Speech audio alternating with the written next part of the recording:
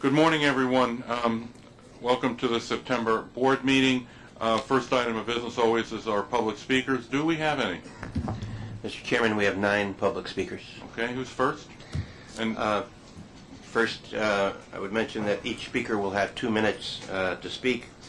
I'll call the name of the first speaker, and each time I call the name of a speaker, I'll call the following 2 so that they can be prepared to go to the podium.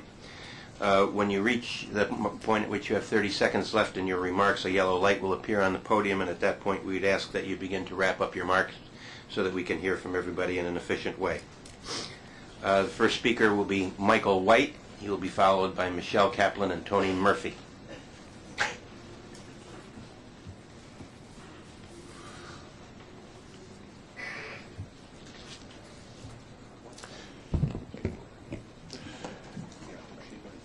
You have difficult decisions before you. When government gets enmeshed in lending out public assets for corporate advertising and corporate promotion, it creates confusion about what government does and doesn't do, and what government is or is not endorsing. One easy answer is to cut back on advertising.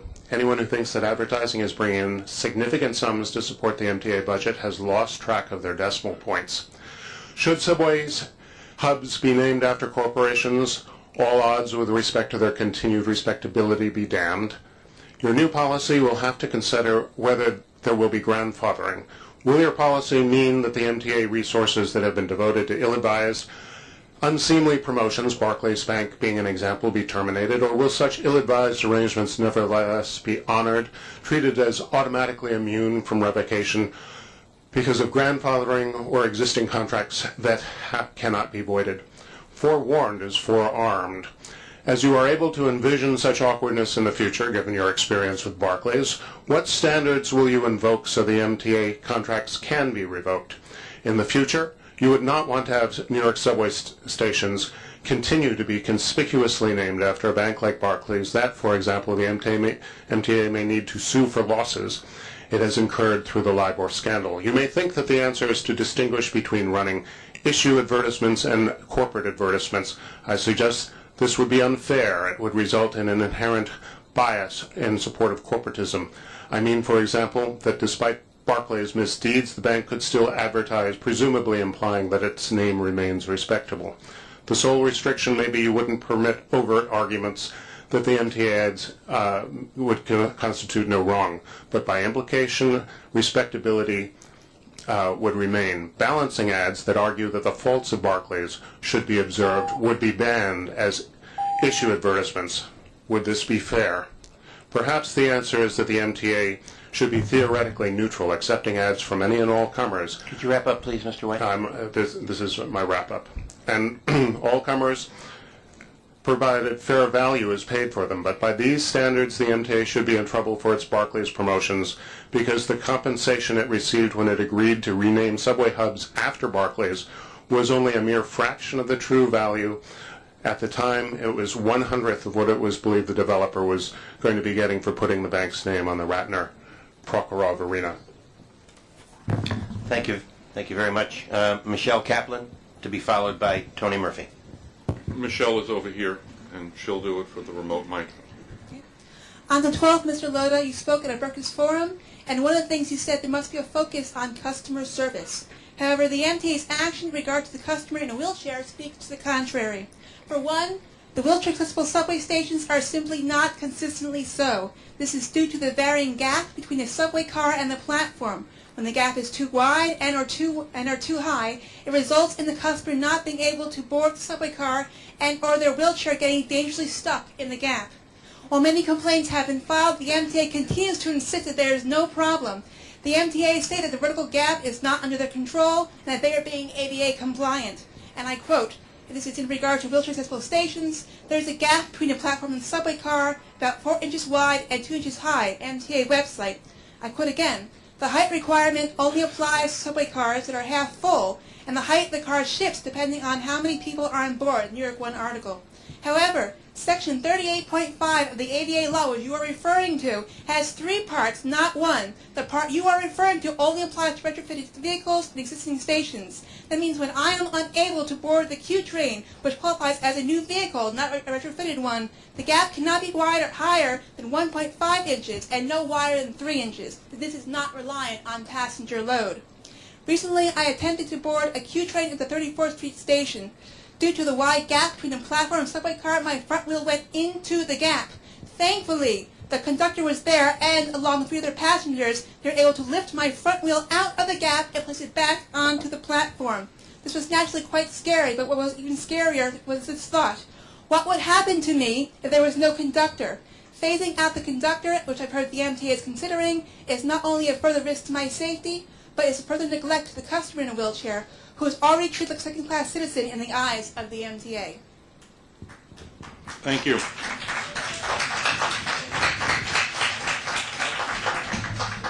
Tony Murphy, to be followed by Judith Ackerman.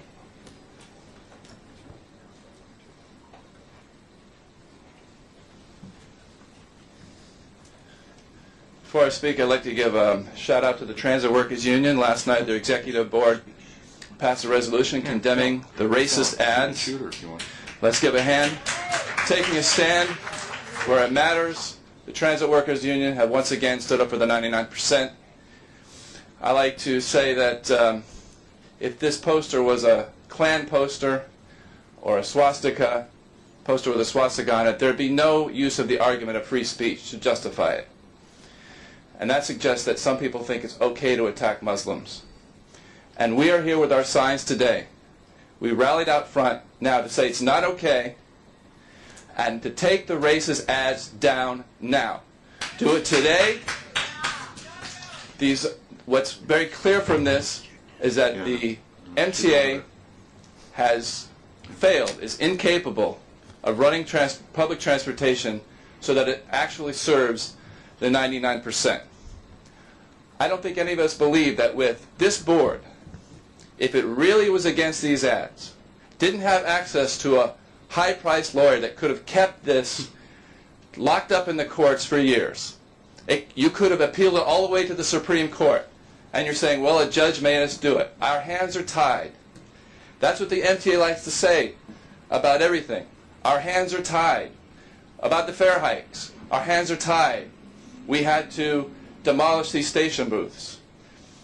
What it means is that the MTA is failing in its mandate to serve the public. Whether the MTA cannot stand up against racism or refuse to stand up against these ugly ads, we have to conclude that we need to take it over. The people should run public transportation.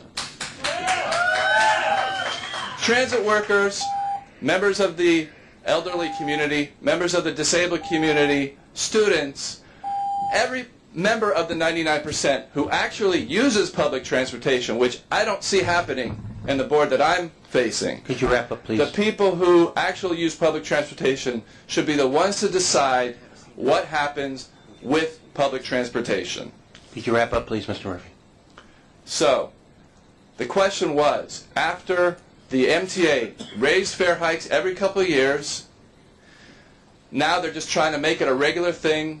You're going to talk today about reducing these meetings so that you can now just use us as an ATM machine so you can pay off your debts to the banks and raise the fares and have people get used to it in the worst economic crisis since the Depression, after you've demolished station booths all over the city. Let's not forget these people who got arrested the other day, who the true defacer of public transportation is. The MTA has been defacing public transportation for years. After making it harder for people with disabilities to actually use and qualify for Access-A-Ride, the question was, how low could the MTA go? Well, we got the answer this week with the racist ads, these ugly anti-Muslim ads, that the MTA was either unable or unwilling to stand up to. Mr. Murphy, would like to be fair to the other speakers. Please wrap up. I'll wrap up by saying that a brand new, gleaming $76 million station, after all your station closed, opened up at Barclays Center. Where did the money come from all of a sudden? Of course, it was for City Ratner. And that is the answer to this question. Like so many other things, the banks are the true power behind the MTA. So, if you want a new stadium to have a new station, you get Barclays Bank to pay for it. Mr. Murphy, we need to move on. The same, I'm going to wrap up.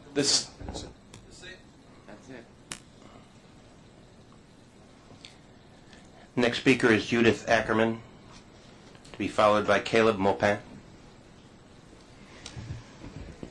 In follow-up about the racist anti-Muslim ad, I find it to be totally inappropriate. It's been a policy that the MTA does not put political inflammatory material out there. You can put advertisements for films and for traveling and all the other things. You do not put out ads of political expression. The thing is inflammatory. They're having 28 countries already have demonstrations going on because of the anti-Muslim attitude that Western civilization seems to be demonstrating, and why do we have to do it here in New York also? And when you do something inflammatory, such as putting up that kind of a poster, you are endangering the lives of every New Yorker, including the Jews. I am Jewish, and I do not approve of that poster.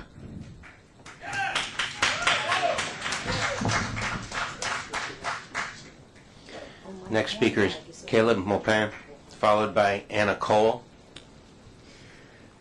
I just want to say that I do not consider, first of all, the MTA to be the legitimate owners of the subways. The subways are owned by the people of New York, and you stole them from us. Let's start it out like that.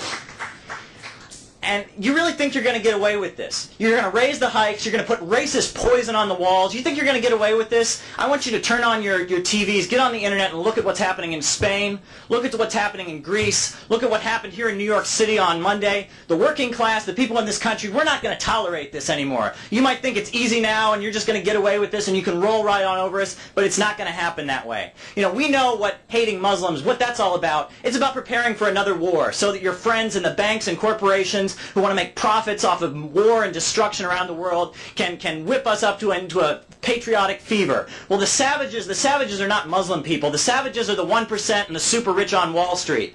We want our subways back. We want subways for the people. We want jobs. We want education, and we're coming, and you all should be shivering if you knew what's coming, because the people are rising up and your days are numbered. Thank you.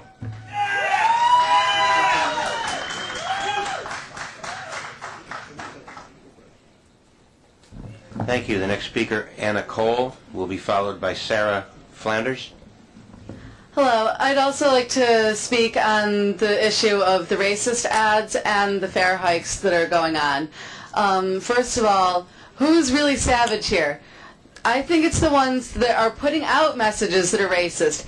Everybody uses this subway. Everybody. And I don't think anybody should feel attacked when they get on the platform to use the train to get to work, to get wherever they need to go in the city. Nobody should feel like they're being discriminated against or attacked. And this country was supposed to be founded on freedom of religion. That means all religions. That doesn't just mean Christians can do whatever they want, or different sects of Christianity can do what they want. That means everybody. That means Muslims, Jews. Everybody gets to live together, and we should be accepting each other. We shouldn't be saying, oh, this group is a bunch of savages. That's ridiculous. It doesn't make any sense at all.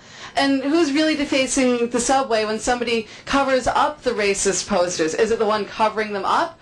Or is it the people that think it's a good idea to put them there to begin with? And on the subject of the fare hikes, people need to get to and from work. And if you keep raising this, it's making it impossible. It's already ridiculous enough that people have to live way away from where they work because of the cost of property in New York. And there's an environmental issue here. If we put more cars on the road, that's going to pollute the planet more. It's good that we have a subway, and we have a better subway system than just about anywhere else in America, and we need to encourage people to use that.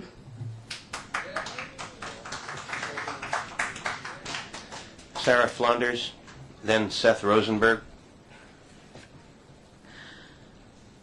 I have a message to the MTA.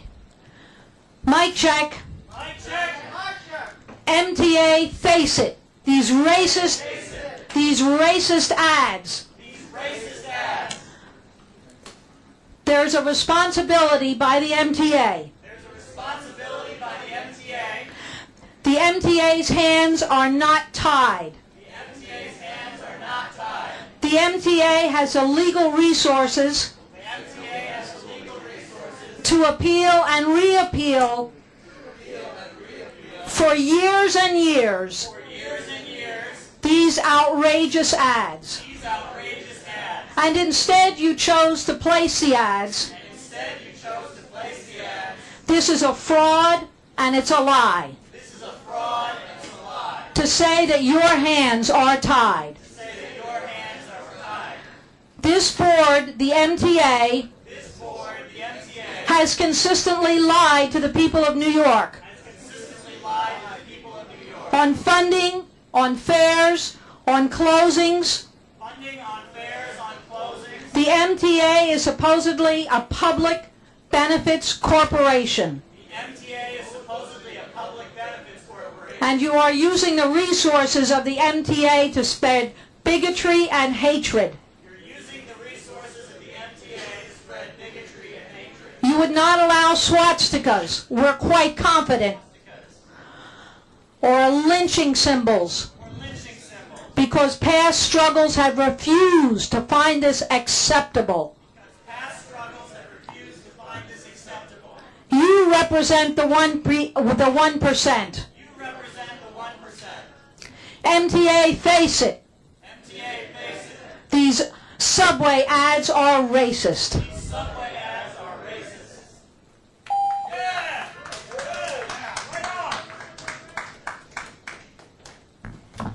Seth Rosenberg, then Michael Stewart. My name is Seth Rosenberg. I'm a train operator for the MTA. I'm also Jewish, a revolutionary socialist, and a supporter of the Leave for the Revolutionary Party. I'm here to condemn these ads that are appearing on subway stations and on MTA buses. They are racist, anti-Muslim, and vile to the core. TW Local 100, other unions, other workers, students, and youth must unite in struggle to ensure that these posters are taken down and never put up again. How dare these ads call Muslims and Palestinians savage? Muslims and Palestinians are defending themselves from the mass brutality and oppression committed against them by U.S. imperialism and Israel every day. It is savage to invade two nations, to brutally occupy them, and to kill hundreds of thousands of people. U.S. imperialism did that. And it wasn't just Bush and the Republicans. It was Obama and the Democrats as well. Both parties are parties of war and mass murder, working in the interests of the U.S. capitalist class. Savage is bombing Libya and a wave of drone strikes in Pakistan, Yemen, and Afghanistan. Killings hundreds of civilians again. Imperialism did that, U.S. imperialism. The drones are Obama's policy. Savage is the ethnic cleansing of Palestinians, stealing their land and terrorizing them. Israel did that. Savage is an apartheid state, denying Palestinians their basic rights and treating them like animals. That is Israel. Make no mistake, on a global scale, it is the U.S. and Israel that are the savages. And workers here, around the world, need to unite and struggle to end this savage system of capitalism and to make sure that these ads are taken down and never put up again. Thank you.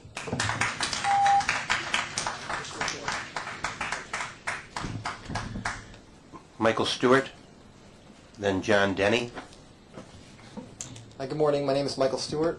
I'm with United New York, and I'm here on behalf of Camille Rivera, Executive Director of United New York, and John Samuelson, President of Transport Workers Union Local 100. We urge you to take immediate action to stem the flow of dollars from the MTA's budget into the coffers of the big banks. The board should call on the banks to renegotiate or cancel the interest rate swap deals to which the MTA is a party. We also call on the board to take appropriate legal action against banks allegedly involved with the manipulation of LIBOR, a key interest rate index upon which many of the MTA's swap deals rely.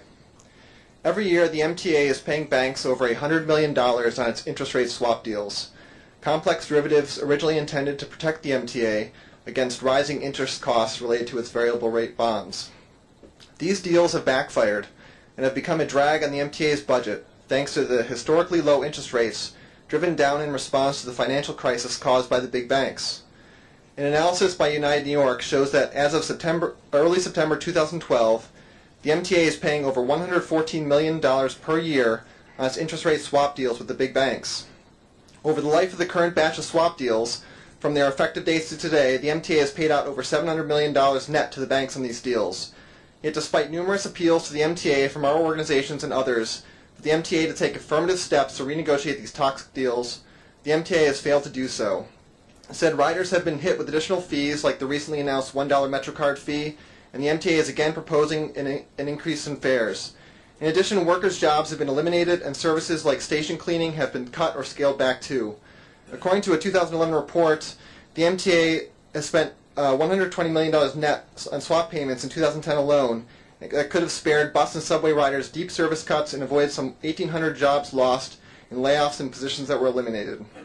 It's bad enough that the MTA is shelling out hundreds of millions of dollars in net swap payments to the very banks that created the financial crisis. But these swap deals are often based on LIBOR, an interest rate index based on how much big banks would expect to pay to borrow money from each other. And LIBOR manipulation may have made the situation even worse.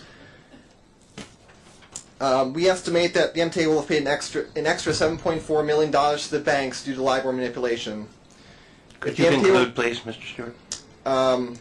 Citigroup and UBS are counterparties to numerous MTA swap deals, and according to the New York Times, both are under investigation as part of the LIBOR manipulation scandal. If the financial meltdown, with the fallout causing many New Yorkers to lose their jobs and their homes, was not enough to justify the banks coming to the table, then their potential manipulation of the rate that underpins the majority of the MTA's swap deals should be. Before introducing new fees or raising fares yet again, the MTA should seek to renegotiate these interest rate swap deals. They should also hold banks that have manipulated LIBOR for their own gain accountable. Riders who are paying more and suffering from service cuts, workers who are being asked for concessions at the bargaining table, and taxpayers who are being forced to shoulder additional responsibility would thank the MTA for taking a stand. Thank you. Thank you. John Denny is next, followed by Robert Cohen. Good morning.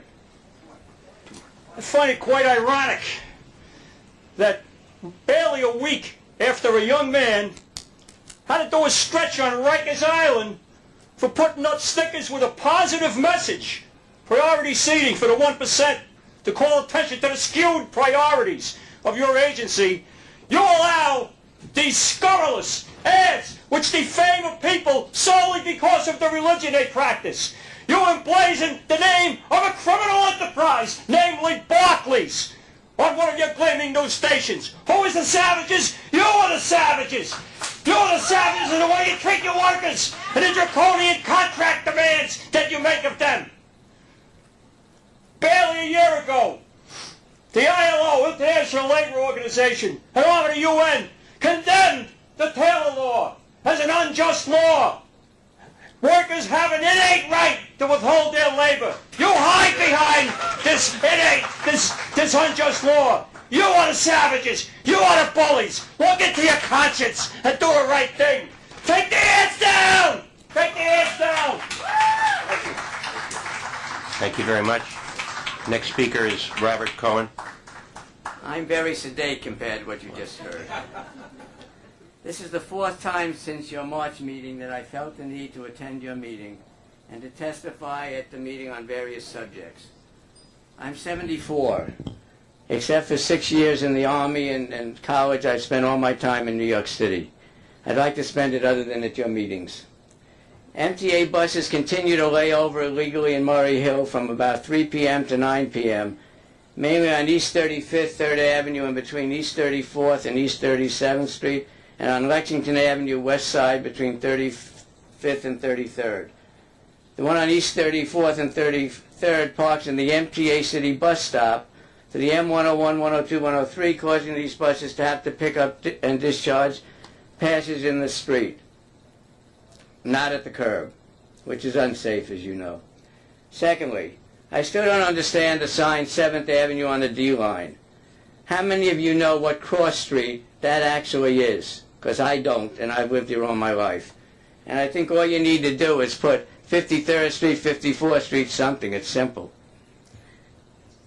My subject on the M34, Madison and Lexington Avenue bus stops. It's ridiculous to have to take them away. There's no parking problem involved. You don't save much time. If there's no one there, you don't stop.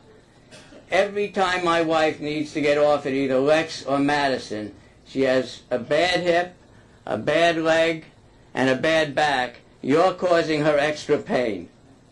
And I think it's disgraceful. We use Madison Avenue all the time when we go west, since we live off of Madison. And we use Lexington because my parking garage is there. And I think it's disgraceful that you can't put the bus stops back.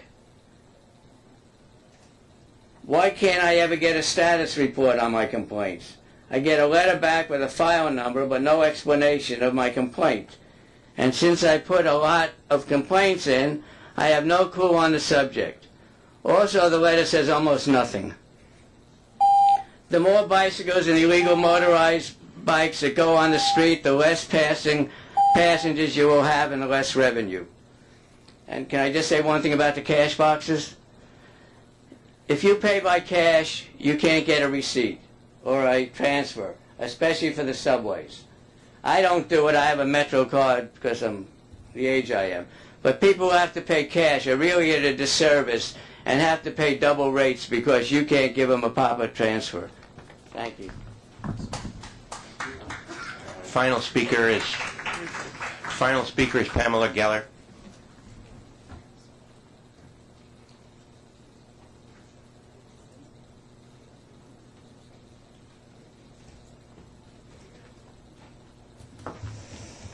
Gentlemen, ladies, thank you. Mic check. Mic check. Mic check. Mic check. This speaker This speaker is promoting racism. is promoting racism. Anti-Muslim bigotry. Can I? We're not going to stand. Can I? We don't accept. Any speech that threatens one person Please. or one religion. We don't accept any speech that threatens one person or one religion. Please remove. Buy another ad. Please remove them. She wants to Please speak. remove anyone. Please remove them now. Lobby's behind her, and she can speak and spew her hate all she wants. This is our turn to speak.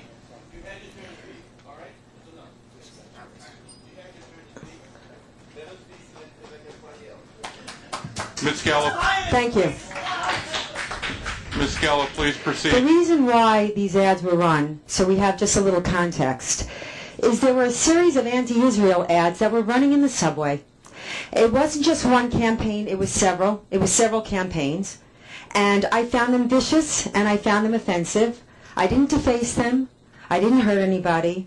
I submitted my ads. And my ads were wrongly turned down. We sued and we won. So when the MTA says that their hands are tied, their hands are tied.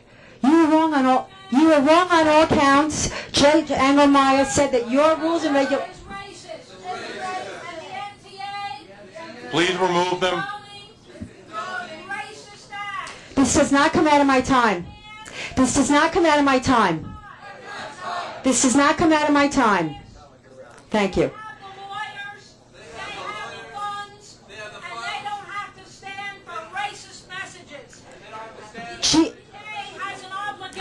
Jihad is not a race.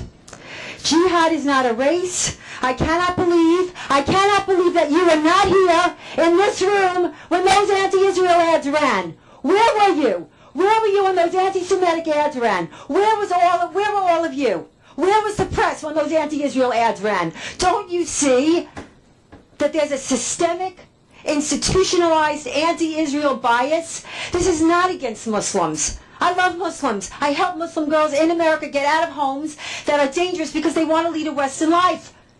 This is against jihad. This is the city. 1993. There were no ads. There were no cartoons. There were no YouTube clips when they attempted to bring down those buildings. And in Kobar and Cole and in 2001 when people flung themselves out of those buildings because the alternative was worse. I ask you, where Where was the media and where were these people, these protests, when the anti-Israel ads ran? By the way, there were hundreds of these ads across the country. Not one was defaced. Not one was removed or taken down. These ads, 10, are up for an hour, and they're all defaced. Jihad is not racism. A war against innocent civilians. Tens of thousands of rockets going into Israel. Tens of thousands of rockets. The Fogel family slaughtered in the middle of the night in their beds. The 3-month-old baby decapitated. The bus in Bulgaria blown up in a homicide bomb against Jewish women and children. Daniel Pearl. Nicholas Berg. All I'm saying is, okay, I'm closing. In closing, I understand the pressure of the mob, and I understand the pressure of the critical media. But I have to tell you something. Everybody looks to New York. I've won many cases, but you set the standard. The path of least resistance, trust me, is the path of is most resistance. People are watching you. Set the example. Set the example for freedom. Have the courage of your convictions, even if the judge imposed it. Don't cave into this. You should have never let those anti-Israel ads run. But once you did, you can't say, now we're going to change the rule. Don't change the rule. This is an organic, this is a free society. This is what happens. And I implore you to please not, to think carefully. Whatever, I don't care if you don't like the ads. It doesn't matter. Just please, gentlemen and ladies, please think carefully about what you set out to do, because you will be followed. My ads went up everywhere after the judge ruled in my favor. Everyone is watching you. Please, when you make the decision. And Thank you very much. Thank you very much. Thank you. That does conclude all of our public comments. I just have a few words before we start. Excuse me, please remove.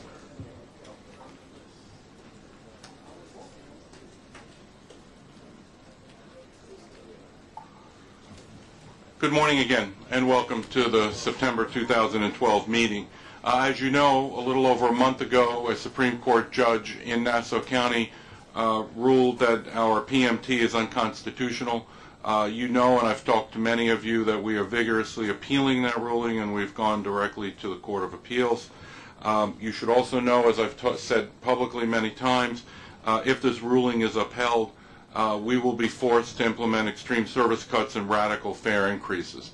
All told, the ruling puts in jeopardy approximately 4 different revenue streams that total $1.8 billion every year. The good news is, if there is good news, is that many people are beginning to realize that everything that we're doing to internally cut our costs, to control our expenses, to be an efficient service-oriented organization are actually happening. I've reported this publicly, and I'll say it here at the meeting at least once, if not twice. This year we're on pace to be spending less discretionary dollars in 2012 than we did in 2011. It's emblematic of the work that we've been doing. This was work that was begun by my predecessor, Jay Walder, as well as this board, and you deserve a lot of credit for beginning the process of streamlining the MTA, because it's achieving, I think, very, very good results. I'm here to tell you that the streamlining will not stop, achieving cost reductions will not stop, achieving efficiencies will not stop. It's our responsibility to make the MTA a lean and customer-driven and a customer service-oriented organization. I also believe that any allegations that the MTA is bloated are simply not credible anymore. Let me remind you what I said before, that we'll be spending less in discretionary dollars this year than we did last year. It is becoming clear, however, that we need a new and stable, sustainable financial model for the MTA to prohibit these types of cuts that are looming. With that, let me just say the minutes of the July meeting have been distributed to all of the members. Before I have a motion, are there any corrections, omissions, changes to those minutes? There being none, do I have a motion? Second, so okay. All in favor say aye. Aye. Any opposed? Motion carries. Now I'm happy to turn the floor over to Vice Chairman Andrew Saul, Chairman of also our Finance Committee, for the Finance Committee report. Andrew? Thanks, Joe. There are 5 action items this month. The first action item is to authorize an increase in the fuel price agreement capacity. It is described on pages 30 and 31 in the materials distributed for this meeting.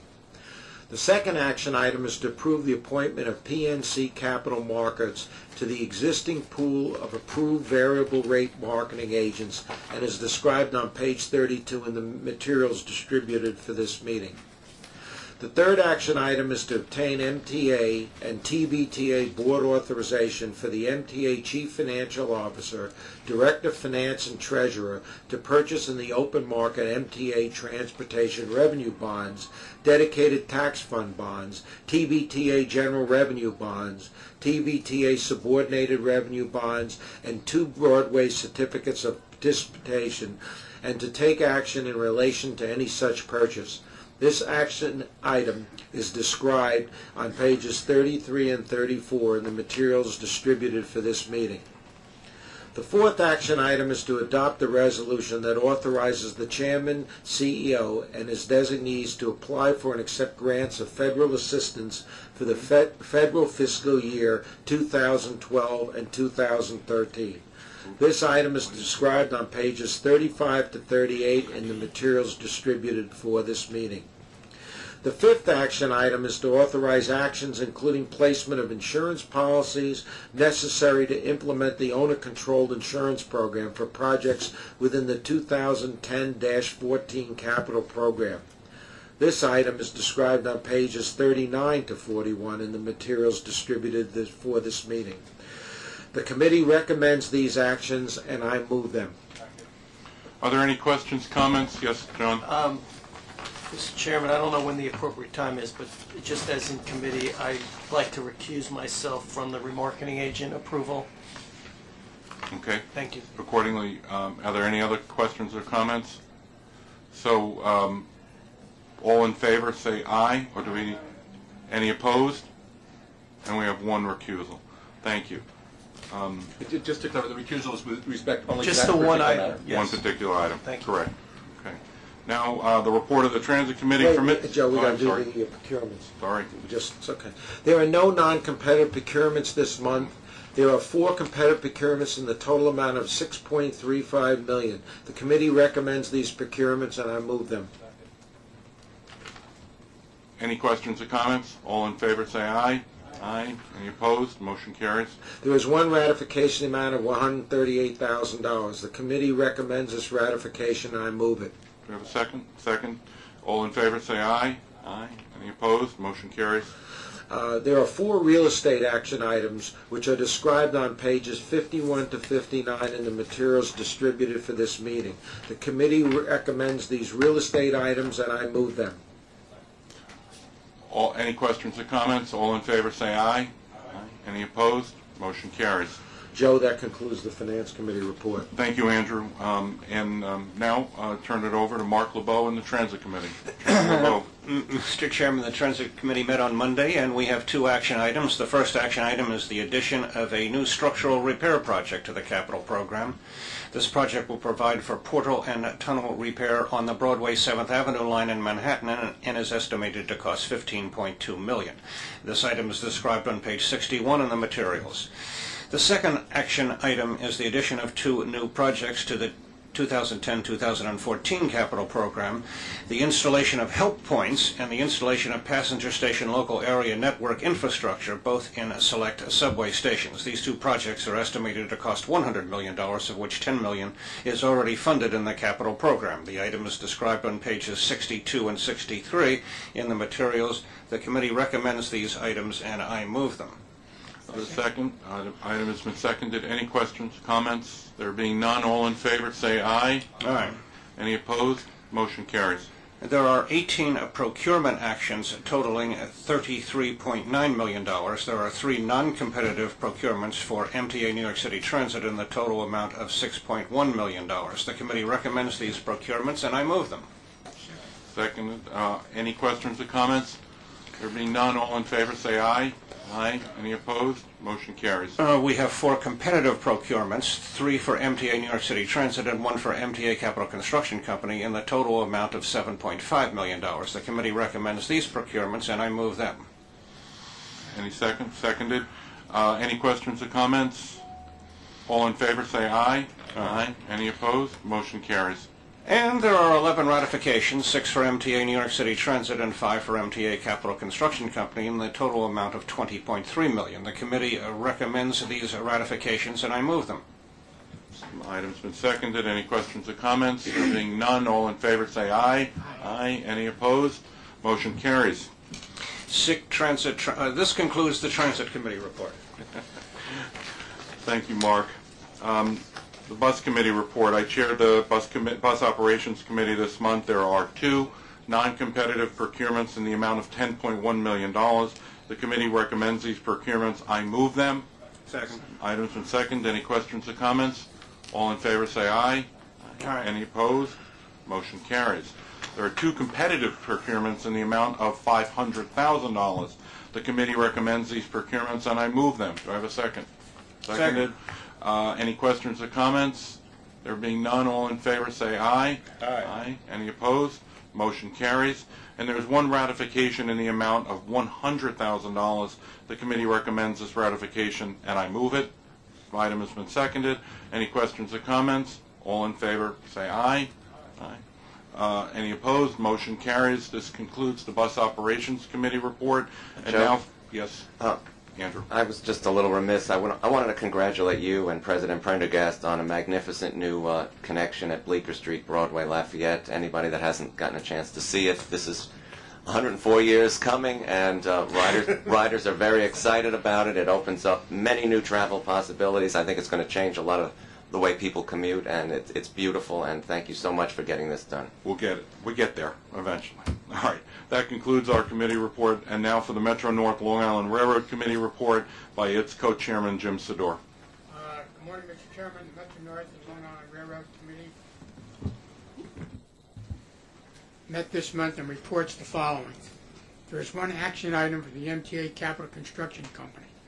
This item is to approve the addition of the Biltmore Room Connection Project to the MTA Capital Program Interagency Program at an estimated cost of $15.5 million. This item is described on page 109 in the materials distributed for this meeting. The committee recommends this item, and I move it. Do we have a second? Item's been seconded. Any questions or comments? All in favor say aye. Aye. Any opposed? Motion carries. There are 21 procurement actions in the total amount of $36.3 million. There are 3 non-competitive procurements, all for the Long Island Railroad, in the total amount of $3.7 million. The committee recommends these procurements, and I move them. Do we have a second? Second. Item's been seconded. All in favor? Any questions or comments? There being none, all in favor say aye. Aye. Any opposed? Motion carries.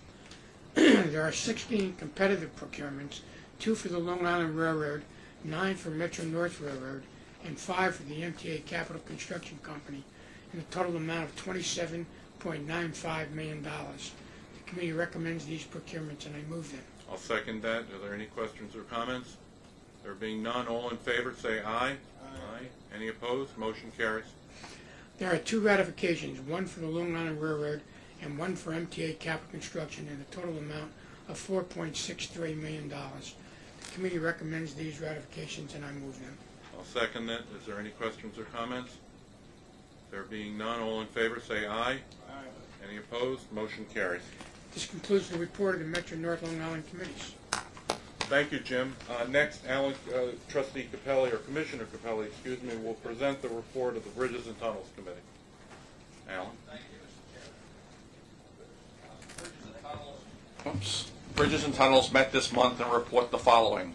There are no non-competitive procurements, but there are 5 competitive procurements in the total amount of $7.98 million. The committee recommends these procurements, and I move them. I'll second that. Any questions or comments? Being none, all in favor say aye. Aye. Any opposed? Motion carries. And that concludes our report, sir. Thank you, Alan. Chaired this committee earlier this week. There's 1 action item to amend the MTA and agency bylaws, committee charters, and governance guidelines to change the committee structure and the board's meeting schedule from 11 monthly meetings to 8 meetings scheduled roughly every 6 weeks.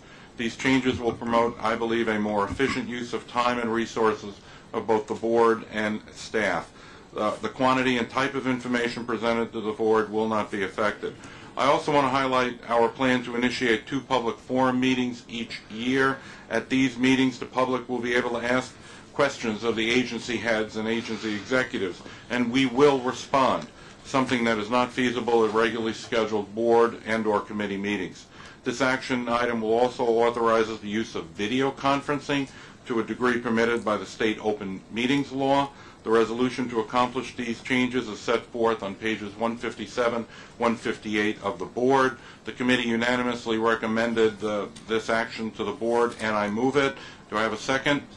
All right, we're open for questions and answers. Mr. Merdler. Mr. Chairman, the purpose as stated in the staff summary is to promote more efficient use of the time and resources of board members and staff. This proposal seeks to reduce by some 20% the meetings of a board charged by law with providing timely oversight and accountability and delaying the issuance of statistical and other data that helps measure the performance of MTA, subways, buses, trains, bridges, and capital construction. As both the distinguished former governor of this state and the current governor have stressed, we need at this time to increase, not decrease, timely disclosure. We need to maximize accountability, not diminish it. We need to maximize transparency and not decrease it. The Port Authority is moving decisively in that direction under a former board member, Pat Foy, and David Sampson, with increased participation by their board and increased disclosure. We propose today to regress, and this at a time when public confidence in government continues to be less than optimal. In the 1.5 years I have served on this board, I have seen that its members take very seriously their obligations. Not only do they take 11 days a year away from their occupations to attend board meetings, and another 11 days plus for committee meetings, they devote considerable additional time poring over the reams of data they are provided on Fridays before each Monday meeting. They attend an array of public hearings, ranging from closing of subway exits, rearrangement of paratransit services, capital projects, and of course, fare increases. They even are urged to join the staff in attending an endless series of ribbon-cutting, station rehabilitations, and like photo opportunities. And though they receive no compensation and relatively little gratitude for those supreme efforts, I have yet to hear demands by those dedicated board members to ease the burden. They take seriously the responsibility they undertook to ensure accountability, timely oversight, and transparency. True, the addition of 2 public meetings a year where the public can address their concerns directly with senior staff is a step forward. The opportunity for Marty Goodman and the TWU leadership and Murray Bowden, for example, to seek answers to insightful questions presents a fascinating opportunity, even if it provides an opportunity for the bigoted comments I heard this morning. But it is no substitute for, and should be in addition to, the informed and timely oversight of this board. Most disturbing to me, however, is the effort to reduce timely disclosure of data. The unmassaged data respecting on-time performance, equipment failures, toll and travel receipts, increasing crime statistics and the like, should be, if it is not already, computerized and therefore readily available. There is, to my mind, no valid excuse for delaying the monthly receipt of that data. The books we recently received included data for 2 months because of the summer hiatus. Not only did that increase the reading volume, but it emphasized that what happened in July is in some instances too late to address in timely fashion. The public is entitled to timely disclosure. Its surrogates, the media and advocacy groups, scrutinize that information and report on it. to my direct knowledge, reporters like Jennifer Firmino and Tina Redwine, and public advocates like Gene Rushinoff, to name just a few, are quick to hone in on issues and ask insightful questions based on that disclosure the moment it is made. Handouts crafted by some of the best wordsmiths in the profession are no substitute. One proponent of this change is supposed to have justified it by calling it a distraction, calling the meetings and the publication of the data a distraction. Some will disagree with me, and others, out of respect for the exceptional talent that our chair possesses and has demonstrated, will vote for this proposal out of respect for his view. I harbor no illusions that my comments will alter what has been preordained. To my mind, we all become less informed, accountability is diminished, and transparency is clouded by regressive steps such as here are proposed. I am reminded, if I may, by a story that happened. A prominent labor official by the name of Jack Beagle once turned to a former member of this board and president of Local 237, Barry Feinstein, when the latter corrected a mistake that the adversary on the other side had made in a bargaining proposal. Barry Feinstein responded, and it is apt here, "No one benefits when you keep your mouth shut and let people make foolish mistakes." With respect to the chair and gratitude for his service, I will vote against this proposal. Chuck, I wish you would reconsider that position, since your flawed thinking and the erroneous things that you've just said are actually scurrilous. Information will be given out more frequently than it's being given out now. It will be put on the web as soon as it's available. There are certain, because of the 6-week scenario, there is some information where you'll get the books 2 weeks later, some information you'll get the 2 weeks before. But it will be put online as soon as it's available. You don't have to waste one weekend. You can spend every single day and look at the information that we will put online. To make a statement that this is not transparent, to make a statement and invoke the Port Authority, who the state of New York has said should follow the MTA in what it does for disclosure, the Public Authority's Office, to use that as an example just shows the blubbering that you're talking about is just a waste of time and a waste of effort. I am shocked that you will make statements that are not borne by fact, and you can vote any way you want, but to make statements in public like this, similar to the statement that you made when you only parked in that parking spot for a few minutes, when it was documented by camera that it was over 4 hours. Enough of lying to this board. Remember what your responsibilities are as a member of this board. First and foremost, to find out the facts and talk the facts. Then open your mouth. Mr. Chairman, character assassination does not do you credit, and neither do claims that honestly made and honestly expressed statements are scurrilous, likewise do not do you credit. I will not challenge you. I wish you would. I wish you would. I'm Be a happy man. to do it. In your Be a words, man. I will bring it on. Let's go. Because it is clear to me that this is improper. The notion that you will get the materials out to people in a timely fashion, that they will be complete when you've done it for years on a 1-month cycle, and now you're going to put it on the web. The simple fact of the matter is it won't be. Indeed, that was the question I asked, and others sought to answer and tried valiantly to do so in timely fashion.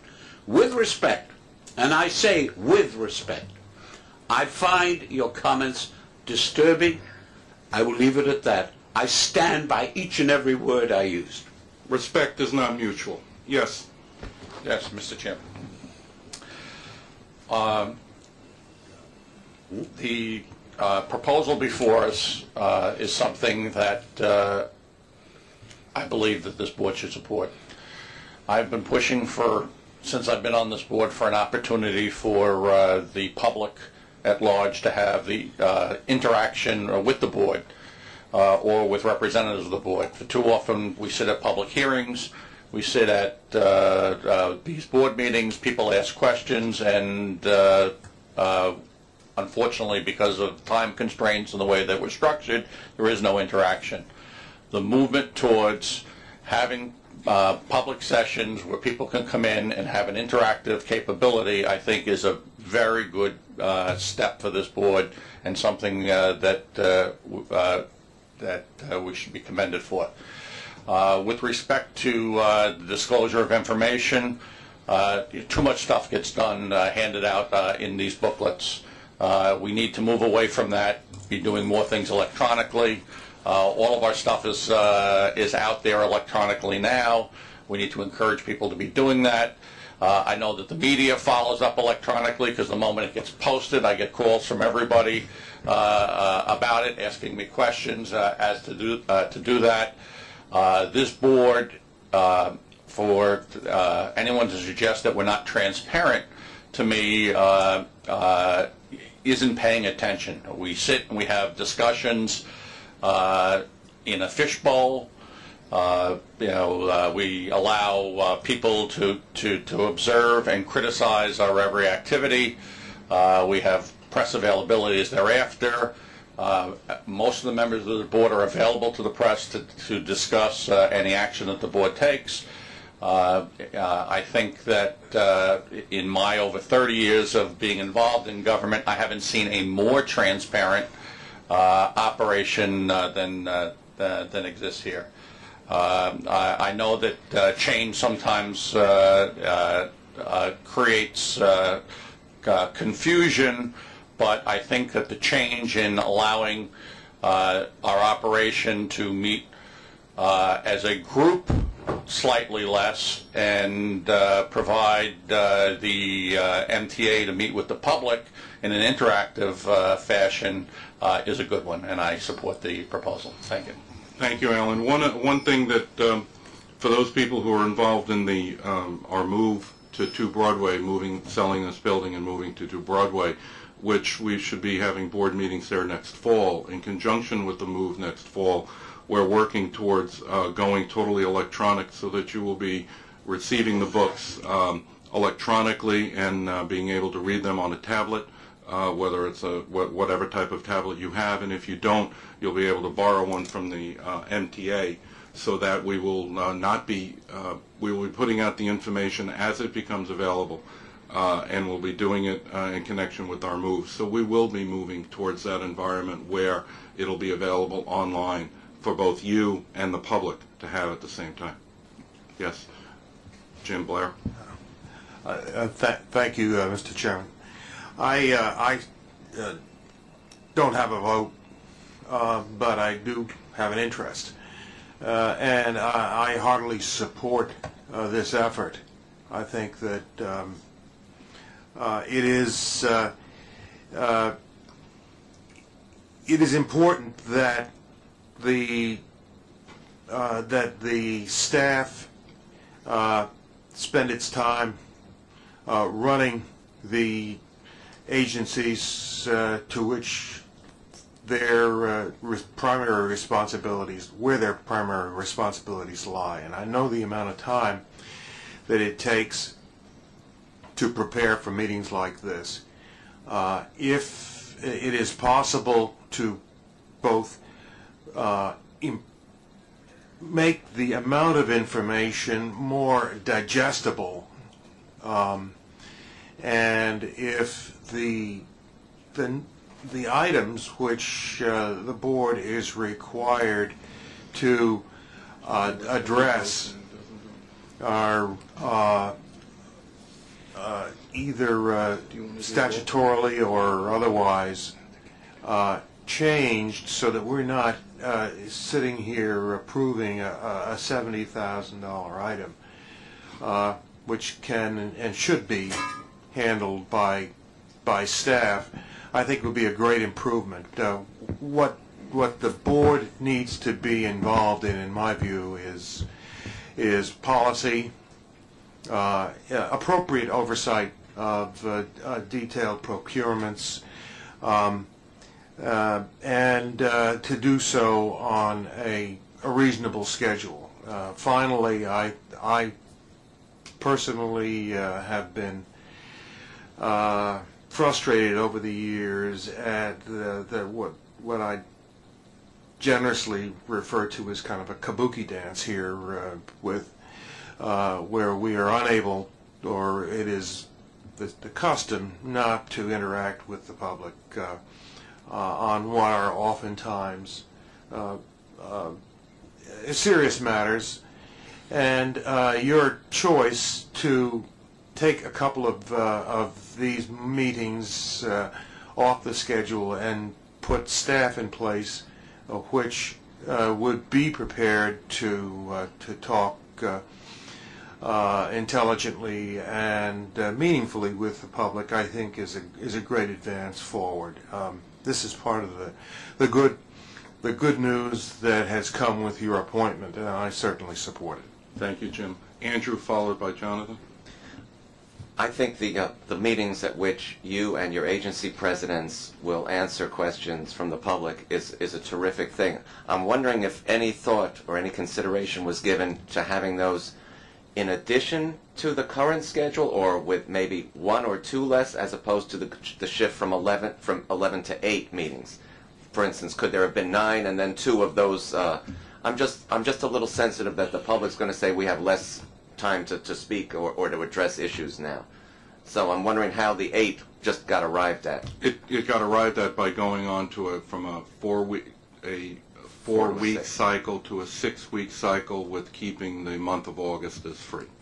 So that was how it turned out. And to take into account also Jewish holy days and other holidays, so that there was no direct interference. At the meetings of the agency presidents and yourselves, is there to be a board presence there, or is that voluntary? Or the board presence, I think, it's up to you, actually. Therefore, I've always thought about it as being voluntary for the board, but obviously board members are invited to almost everything we do, and always have been. Just, even announcements in subways at Bleecker Street. So yeah, if you want to make it mandatory, we could do that. We could discuss that. But I think it's voluntary, because I think we get numerous letters, inquiries, emails, tweets even from the public, and I think we need to interface with them both in person, as well as finding a new technological way to doing it for those folks. If we, for example, someone told me, if you only have the meetings in the evening, people who work during the evenings won't be able to do it. So we may actually have a morning meeting. We have to figure out what the right time is so that we're accessible to the public. My point was that having board members at those sessions is going to be very helpful to board members to hear the public and to hear the agency's responses. So you might want to consider, inviting people and recommending strongly that they come and hear these people. Okay. Hear the public. Right, we'll announce it and make sure there's arrangements made. John? Thank you, Mr. Chairman. I think it's a great idea to look at everything, including how the board functions. So I laud you for that. And I think it shows a great creativity and a mindful respect for the public, because if you look at the facts, although we would be eliminating 3 board meetings, you're adding the 2, what you're calling Chairman's Forum meetings, and therefore it's just a reduction of 1, but you're adding the questions and answers, and I note that in here in our materials you have and answers, so I think that rather than just sit here and listen, it would provide a true interaction with the public that I think the public deserves, and I laud you for that. I think that the members should be encouraged to attend, and I know I will attend and treat it as if it is a monthly meeting, but I don't think you should make it a requirement, whatever that means, because I think the notion of a quorum might be implicated, and I don't see... There's no question. If we have more than 5 members in the room at one time, we have to announce it as a public meeting. But they wouldn't be required to attend. But okay.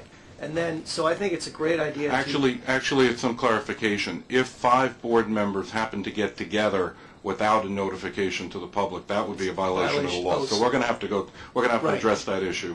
Right. Well, this would be noticed, though, so maybe... Well, anyway, I don't want to we'll have to notice it. So then, the only question, and I note that in the material says, quote, This revised meeting schedule will not reduce the quantity or type of information that is currently presented to the board, and we as a board, I'm sure, will hold, I'm sure the chairman agrees, we'll all be held to this standard. But as a quick question, so the data, as I'm on, just to take an example of one committee, the Metro North Committee, which I guess will be split up if we stick to this new proposal later on. The data will still be compiled monthly so that we can do our monthly comparisons as we've always done, correct? That is correct. Right now the materials, for example, materials that you receive in January are the November numbers, operating numbers, and it's for the same for the Transit Authority and all of the operating agencies. As I said before, they will be made available once they are ready and done, and they'll be there. All right, then I think perhaps maybe, as you do with most things, if we can check back in a year plus or so to see how it's working. I think it should be sooner than that. It should be sooner than that, because just remember, in a year from now, we'll also be going to the all paperless environment, and so we're going to have to make sure, we're getting everything we want, and the frequency, and the concern that one can work on the iPad appropriately and find it. They'll all be data protected and all of that. Well, I think this searchable for the first time. Well, under everything you said, I think this seems like an increase in transparency as a whole, and you have my support on this. Everything that I've ever read about transparency, frequency is not the issue with transparency. It's the quality of the data and the depth of the data is what transparency is all about. You can put things out every day, but if it's not of depth and quality, it's not transparent. Yeah, just make sure to have some coffee at the chairman's sessions, because they'll probably be rather lengthy and very helpful. They will be. They will be. Yes, Susan? Followed. As Jonathan indicated, there's more to this proposal than simply changing the number of meetings that we have as a board. And I approve of it as a totality, because I think that when you consider the other elements of the proposal, we will actually have more time to spend in committees, which, as we all know, is where we get most of the work done. By trying to move some of the committee meetings to the board day, we will have a longer available time on Monday. Splitting up the railroads for all but 2 of the meetings makes a lot of sense to me, because by combining them, I think we diluted the opportunity to talk in depth about some of the railroad issues that are specific to one or the other. Combining the bus and the transit makes a lot of sense to me, because they share a lot of synergy, they share a lot of passengers, and I think it was like that a long time ago, actually not that long ago since I've been on the board. The security function that's being assigned to the committees, that's where it really belongs, because the agencies have the ultimate responsibility for that security. And I think our discussions were diluted when we were trying to do it at a headquarters level. So all in all, I see this as an opportunity for greater depth of discussion and perception on the part of the board members, and I appreciate that. I think it's the right move, so thank you. Andrew? I support Chairman Loda here, because I think that what he's trying to do is make the MTA more efficient. And I know, after being here many years, the amount of time that our staff and the amount of money that's spent here preparing for these meetings, and you can just see it by the voluminous paperwork, and whether it's in paperwork or on the internet, it still takes time to prepare this stuff. And I don't think that with conscientious board members, which I know are here, I don't think that the oversight is going to go down at all, and I think it will leave more time to run an efficient transportation system. So I think this is the right thing, and I think you need to look at everything we're doing, whether it's procurement, and I know Joe spoke very strongly about continuing to save money on controllable expenses here, and these are all things we've got to constantly do. This is a big system, and it has to be relooked at. May I just say something else too, Joe, while I have the microphone? I think this was a really unfortunate meeting this morning. I've been here 15 years, and there's been a lot of differences. The MTA is really it's a focal point for a lot of people's lives. But what happened here this morning I thought was terrible, because this was really just a really unfortunate bunch of speakers here. I think what a lot of them imply that they stand for was not what they said. And the MTA is trying to run a system for everybody, a public transportation system. We have to take in all the possible revenue sources that we can, which is very important in order to keep these extremely high fares down. And we're in a very bad position. We also have court orders. And I just thought what went on here this morning, look, it's a free country, there's free speech, but for me, I thought there was no place what happened here, and it's really unfortunate. Thank you. Governor Patterson? Sure. Is it on? Institution and institutional policy, I think, often errs as additional suggestions and proposals go in the way are entertained. The inevitable result is adding to what I see as superfluous activity and often data collection. So the reason that I thought that this proposal was well thought out is because while it added a segment to the policy and the bylaws here, which I think needed to be addressed, that at the public meetings, the public speaks, there's a record made of it, but there's rarely any response or analysis of the validity of the proposals or the complaints. And so by having a public meeting and having the agency heads available, I think it accommodates what may have been a flaw in the initial structure. Now, the idea of reducing the number of board meetings, I think, has merit if there's any stated policy or persuasion that the board members themselves, who need to hear this as much as the agency heads are present.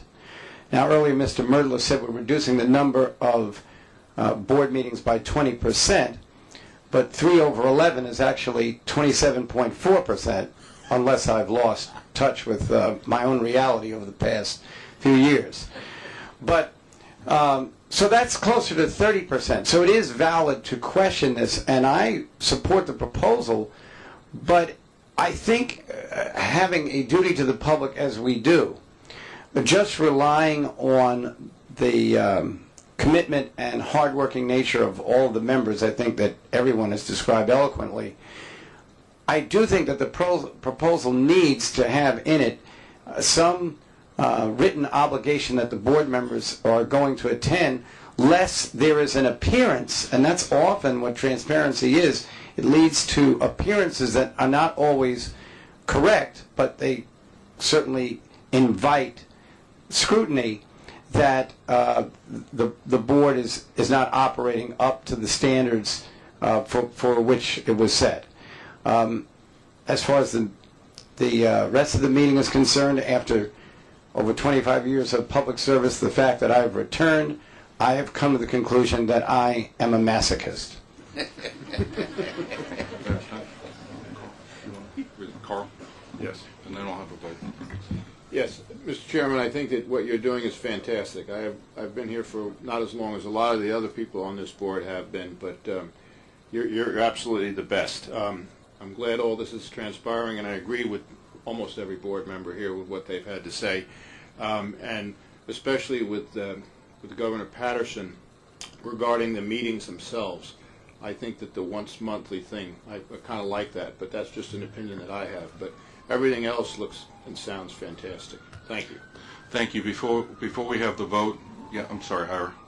I definitely want to echo Commissioner Metzger's comments, especially regarding committee meetings. I think that, especially for the railroads, we did not have enough time, especially to discuss the operating statistics.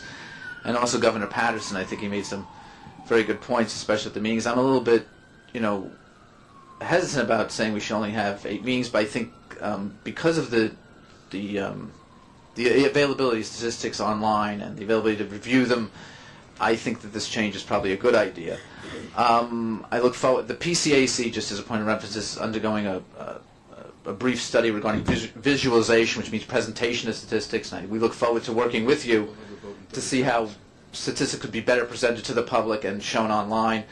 Right now, I know the MTA does have statistics online. They're updated regularly. That's actually not presented to the board, which I find interesting. And I pointed them out at some board meetings, and I think it would be good if board members were looking at those, because I think there's some goals in those that we don't see in our board book. So I applaud the effort. Huh? More. Well, I don't know about more, but I'm not asking for more. I'm asking for better. And I think that there's goals set in there that we should be looking at, and whether they're achieved or not. And that's a separate thing. But I think maybe going this route is probably a good one, where we'll be less focused on a month-to-month basis on what's happening, whereas as opposed to like a more ongoing basis, which is what I'd like to see, and that's what I look forward to. As far as the two public forums, I think they're a very good idea. I know that at least for Long Island Railroad, when we had a President's Forum, we always had trouble getting attendance from commuters. So I think we have to flesh that out and think how we're going to get people to go to these things. And because unless there's some issue that's driving somebody, they're not going to go to these things. And I think that's what we have to look for. But I look forward and I support this effort. I look forward to the changes and improvements that it'll have for the board and for the operations of the MTA. Thank you. The Corporate Governance Committee meets twice a year, plus whenever else it needs to meet. So we can use the twice a year and that other provision to evaluate whether or not this change that's proposed today from the committee structure and the board meeting dates needs to be altered. Again, this doesn't have to be set in concrete, so I want to make sure that everybody understands the fluidity of it.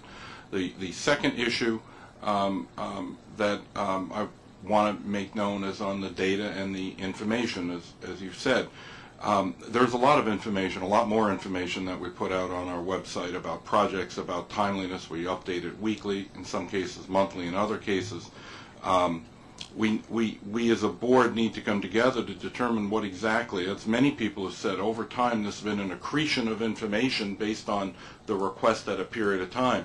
The information that we receive today is nothing like the information I received as a board member when I was a board member 12 years ago. I was actually quite surprised at the lack of strategy involvement of the board and more worrying about, as we did today, we actually approved a $10,000 contract.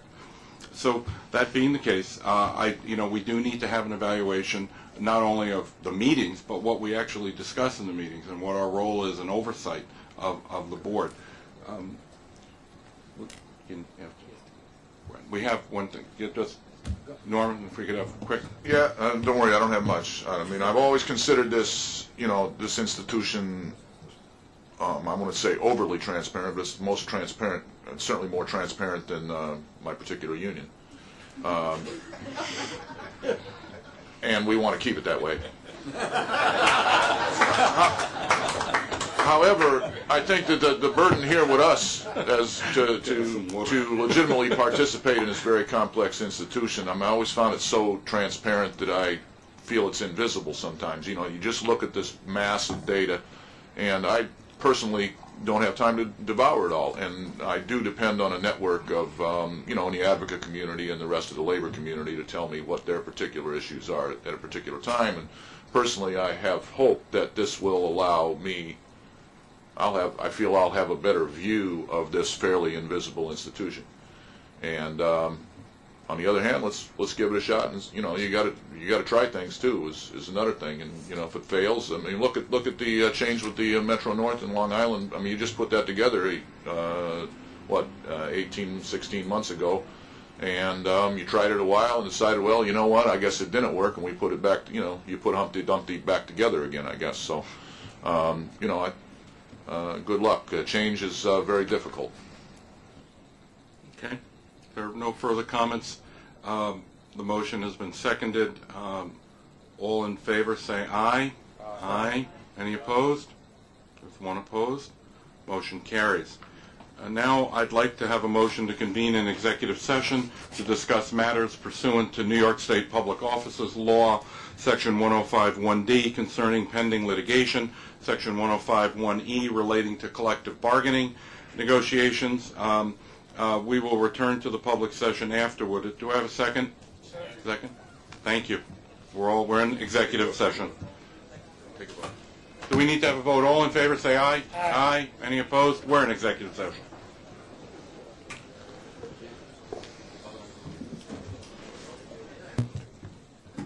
Well, normally it's good morning, but it's good afternoon. Let me just briefly make a statement. Today, the MTA Board, as you know, just a few moments ago, voted to modify the MTA's advertising standards for the first time since 1997. Our revised advertising policy will require sponsors who submit viewpoint ads on political, religious, or moral topics to include a disclaimer. That disclaimer will say, this is a paid advertisement sponsored by blank, whoever that might be. The display of this advertisement does not imply the MTA endorses any views expressed in it. That was passed unanimously today, as you saw a few moments ago, by the board. Later on today, we will put out a more detailed press release that will go over many of the specifics. With that, questions, Jen?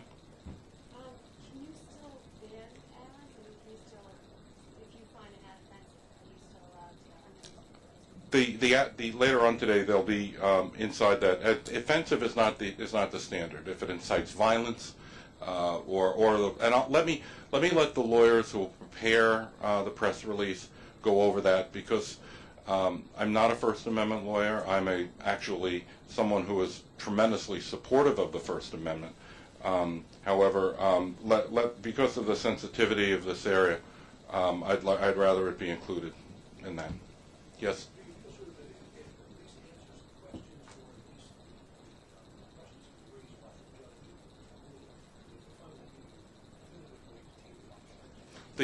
The changes made today, we believe, comply with the judge's ruling, so that we would be in compliance with the First Amendment. Yes. Basically, you continue to accept ads like this with a disclaimer. The only difference is that you'll be putting a disclaimer on. Is that correct? That is correct.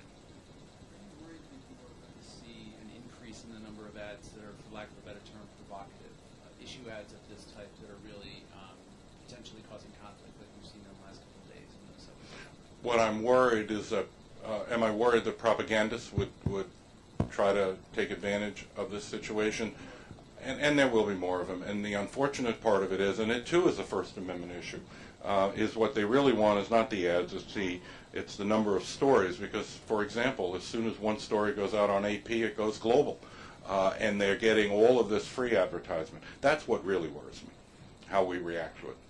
Has this been a direct response to the Geller ads, or is this brewing for some time beforehand as far as changing the ad policy in some way? We had ads earlier this year, which that were provocative, that there was some level of board involvement, but we've gotten to a point where we needed to take action today. Yes? Was there consideration on banning these issue ads altogether, not taking them for this reason? There was a brief discussion of that today, yes. And what was the There was an overwhelming majority that the members of the board of the MTA are firm believers in the First Amendment and the right to have the First Amendment, which I've said before, and some of our board members have said, you deal with a First Amendment issue, you deal with a free speech issue with more free speech. Two questions. What percentage of your ad revenue comes from these issue ads? And do you think this change today will now keep the MTA out of court fighting against having to run these ads? Answer to your question is about 1% of our advertising revenue comes from issue-oriented ads. 1% of the MTA's total revenue comes from ads. Oh, 1% of total revenues come from ads. Do you? We had about $1.3 million came last year from non-government advertising that you might describe as non-commercial. In addition, there's about $2.5 million a year of government-sponsored advertising. Yeah. Sorry.